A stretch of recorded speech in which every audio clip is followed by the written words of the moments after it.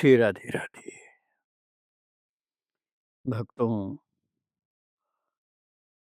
भक्त का स्वभाव होता है अपने प्रभु की इच्छा के अनुसार जीवन धारण करना। वैसा ही करना जैसा हमारे प्रभु चाहते हैं। आज्ञा सबन सुसाहिब सेवा। और आज्ञा भी प्रकट न करें तो जो वो चाहते हैं वो करें। लेकिन भगवान भी अपने अतिशय प्रेमी भक्तों की इच्छा अनुसार चलना चाहते हैं। ये यथा मां प्रपद्यन्ते तां तथैव भजामि।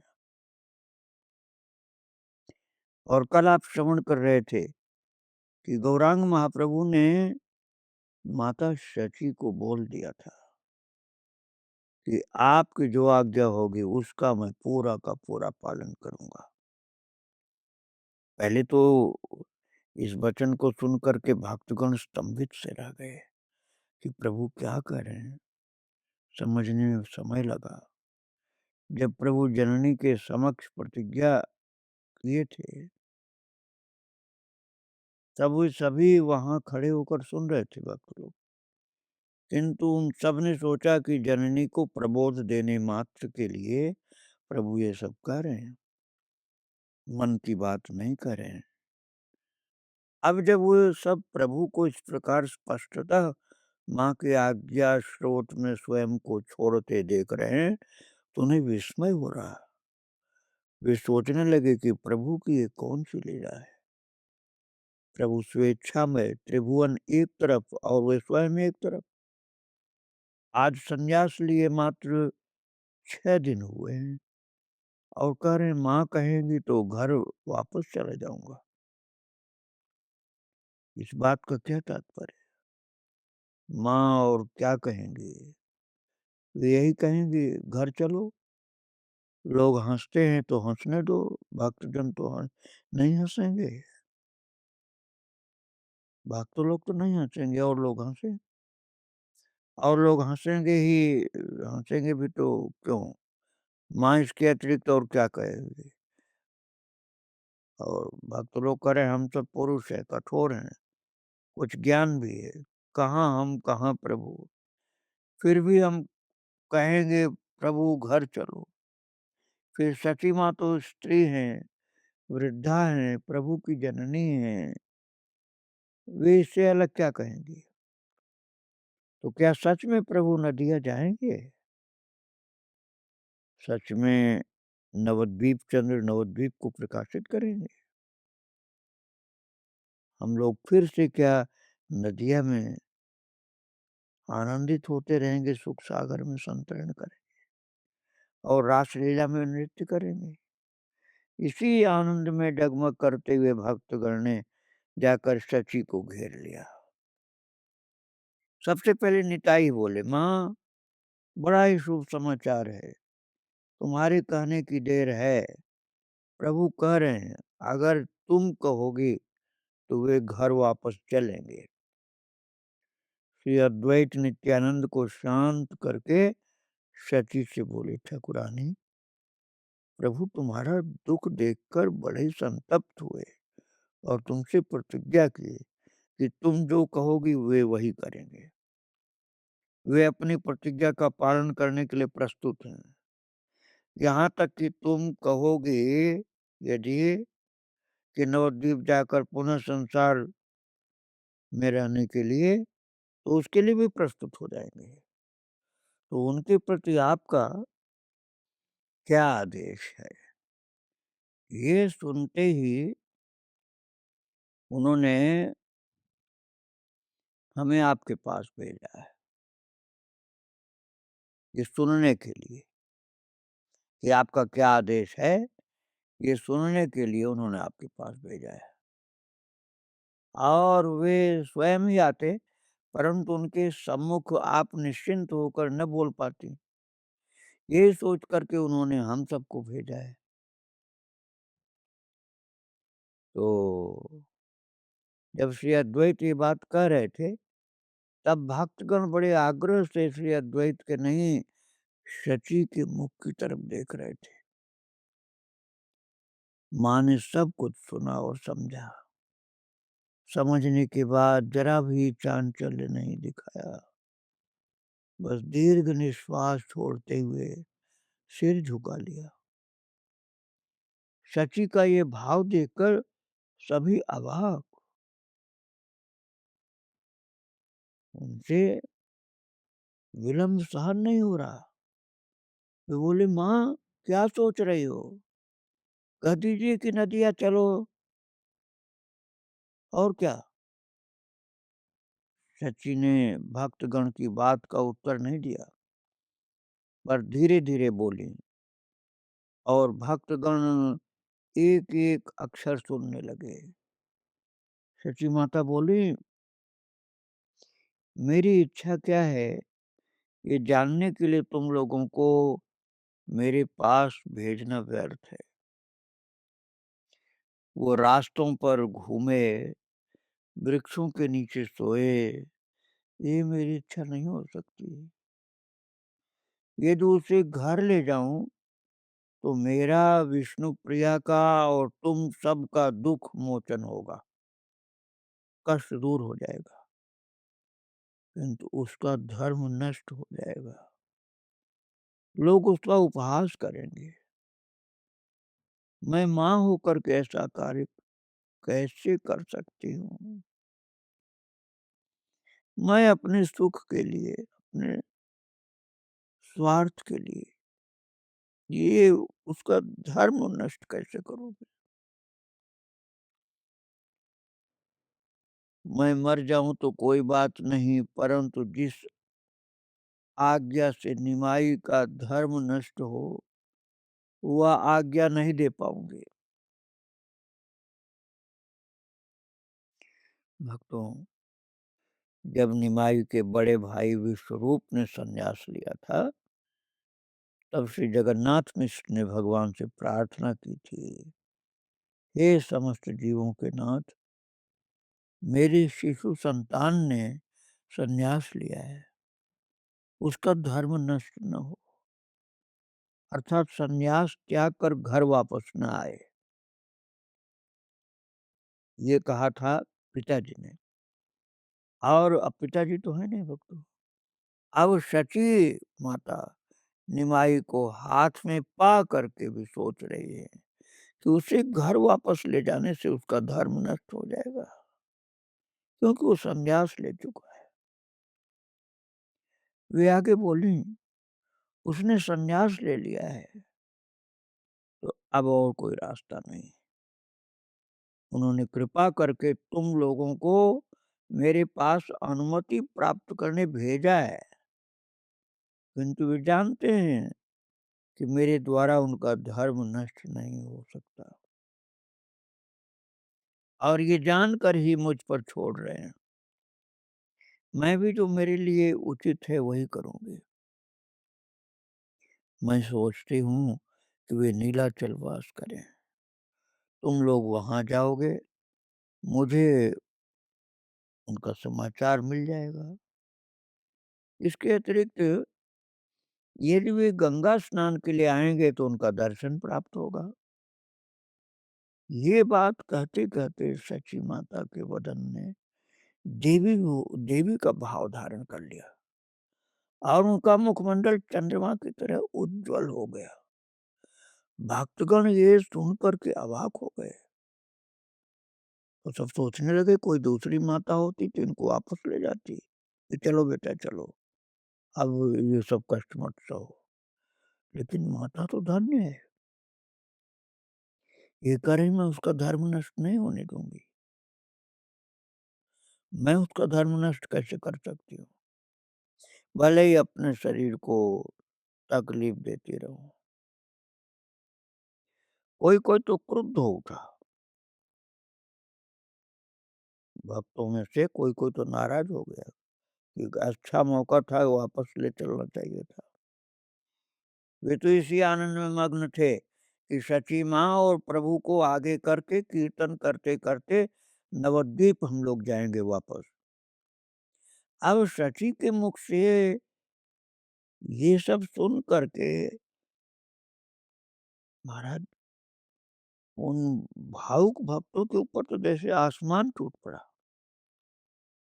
एक बार भक्तों की अवस्था पर थोड़ा विचार करिए। वे निमाई को भगवान के रूप में जानते हैं और उन्हें वास्तव में मन प्राण समर्पित कर चुके हैं। वे सब प्रीति का भजन करते-करते पूरी तरह बालकों जैसे स्वभाव के हो गए हैं। वे जगत में केवल एक ठाकुरानी का भजन करते हैं, जिनका नाम है प्रीति, अर्थात प्रेम के केवल दीवाने हैं। वे यदि देखते हैं कि पक्षी अपने शावक को दाना खिला रहा है, तो उनके अंदर वात्सल्य प्रेम का उदय होता है और आंखों में आंसू आ जाते हैं। ये देखते हैं कि कबूतर कबूतरी चोंच से चोंच मिलाकर एक दूसरे का प्रणय सुख अनुभव कर रहे हैं, तो भी उनकी आंखों में आनंद आंसू आ जाते हैं। ऐसे भक्तों को नियम विधि अच्छे क्यों लगेंगे? उनकी इच्छा है कि प्रभु सुंदर नागर बने बैठे रहें जैसे पहले थे, और वे लोग माला बना कर उनके गले में पहनाएं। बस यही उनका भजन साधन और चरम आशा है। भक्तगण तो शची का वक्तव्य सुनकर ही हाहाकार करके बोल पड़े, माँ ठाकुरानी क्या कर रही हो? तुम विदा कर दोगे तो क्यों रुकेंगे? उनके लिए तुम्हारा वाक्य हमेशा ही वेद वाक्य के समान रहा है। फिर तो तुम्हारे कारण हमने प्रभु को खो दिया।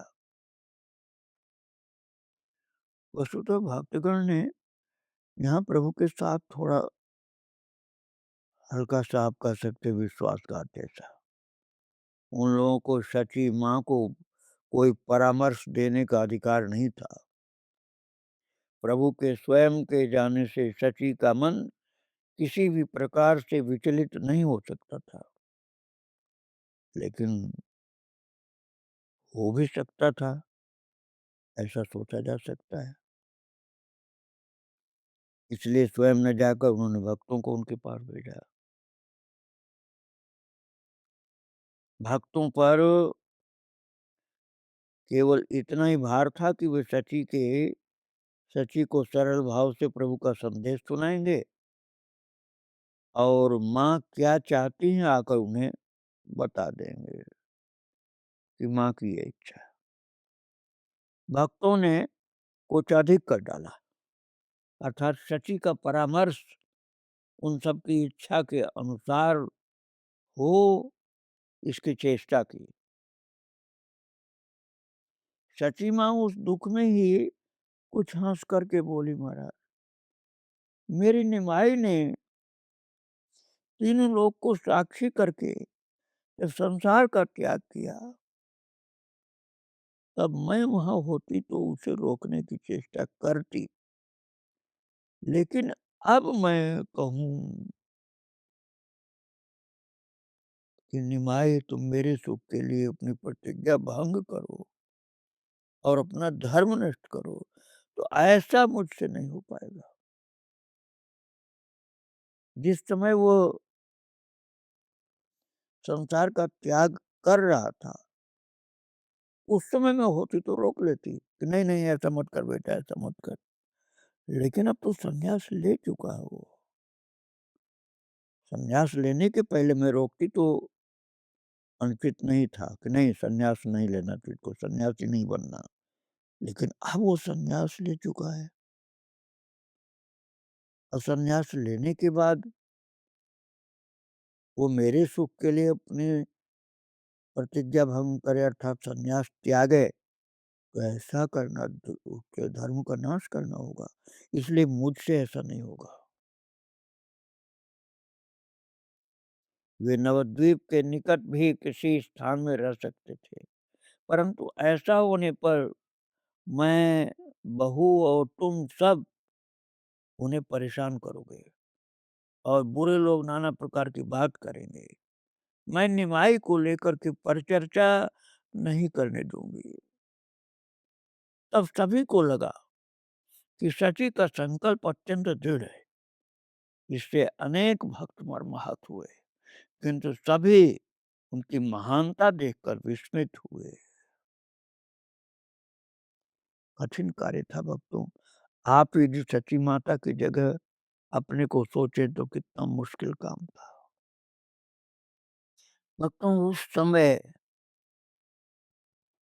जो भक्त लोग थे, जो समझदार थे, जो ज्ञानी पुरुष थे, वे लोग अर्थात अधिकतर लोग ये कहने लगे कि वे यदि ऐसी मां न होती तो भगवान उनके गर्भ से जन्म क्यों लेते। अर्थात वे महान है। शची निमाई को नीलाचलवास की अनुमति देकर के स्थिर नहीं रह सकी। हाँ निमाई कह करके जमीन पर गिर पड़ी। अक्रूर श्री कृष्ण को मथुरा ले गए थे। कृष्ण अवतार की बात ही देखिए आप। तो प्रभु राधा भाव में विभोर होकर योगिनी वेश में उन्हें मथुरा जाकर के तलाशने के लिए घर से निकले, किंतु सन्यास ग्रहण करते ही उनका राधा भाव चला गया। तब वे दीनातिदीन भक्त के रूप में मुकुंद भजन हेतु वृंदावन चल दिए। वृंदावन जा नहीं पाए, भक्त लोग वापस लाए। अब नीलाचल जा रहे हैं। उस समय प्रभु को वृंदावन जाने की सुविधा नहीं हो पाई, कारण मुसलमानों के अत्याचारों की वजह से वहां के भद्र लोग अन्यत्र चले गए थे। केवल सामान्य कह लीजिए महागरीब और अनपढ़ लोग कुछ रह गए थे।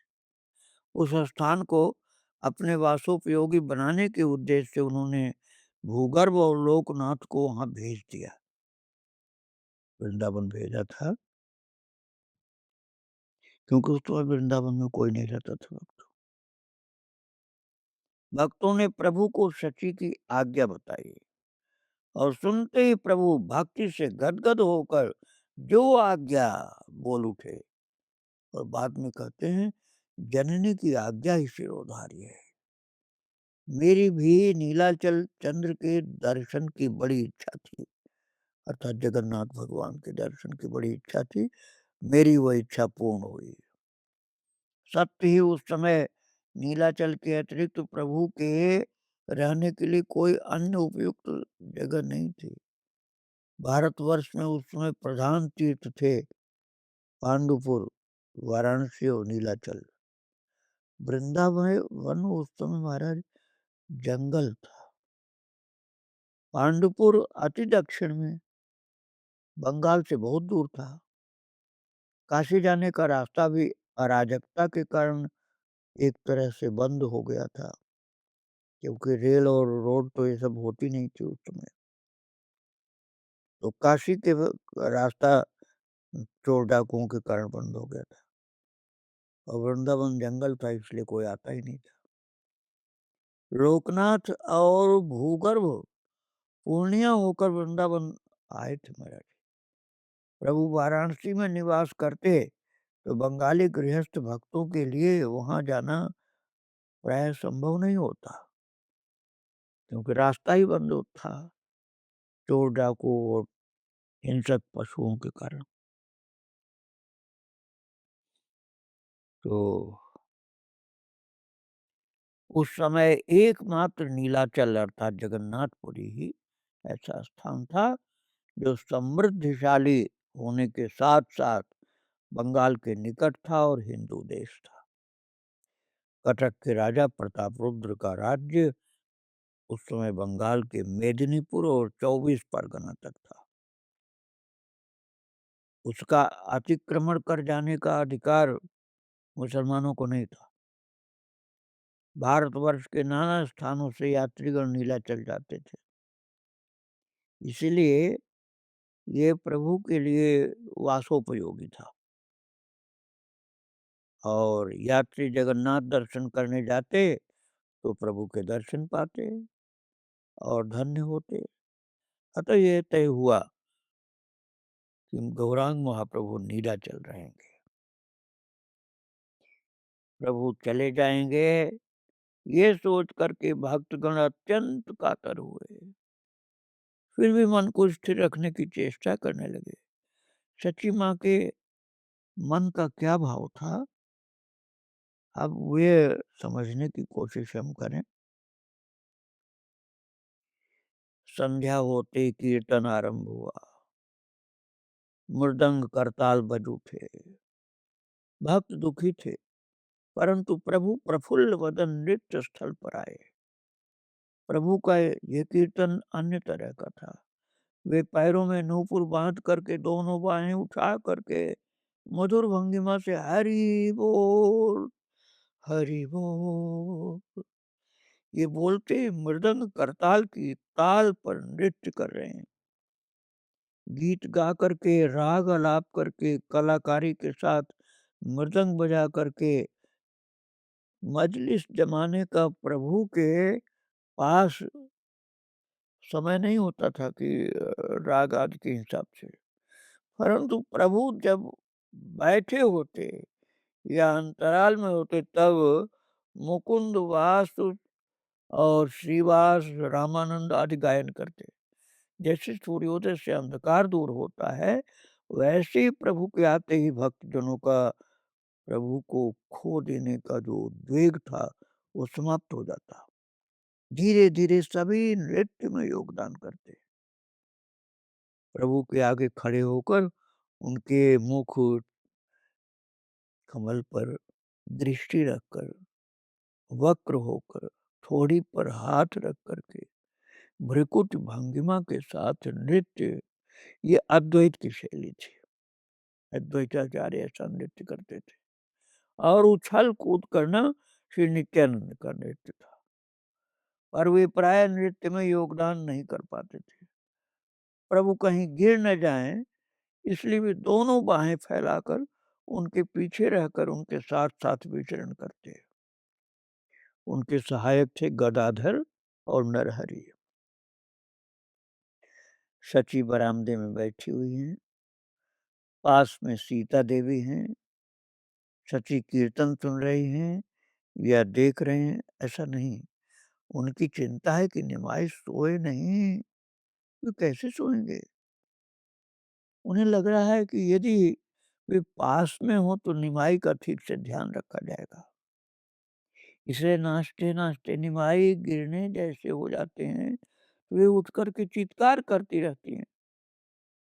तो कभी निताई निताई पकड़ो पकड़ो पकड़ो, निमाई गिर गया, गिर अभी गिर जाएगा, संभालो। तो निताई अवश्य प्राणपण से निमाई की रक्षा करते हैं। फिर भी माँ के प्राण हैं, वे सर्वदा निताई को सावधान करती रहती हैं। बीच बीच में सची वहां बैठी बैठी स्वयं को अकेली महसूस कर रही हैं, क्योंकि विष्णु प्रिया उनके पास नहीं है। बीच बीच में विष्णु प्रिया का ख्याल आते ही वे सिहर उठती हैं और निमाई को गिरते देखकर सब भूल जाते हैं। सची ठीक अकेली हैं ऐसा नहीं है, भक्त लोग तो हैं, विष्णु प्रिया नहीं है।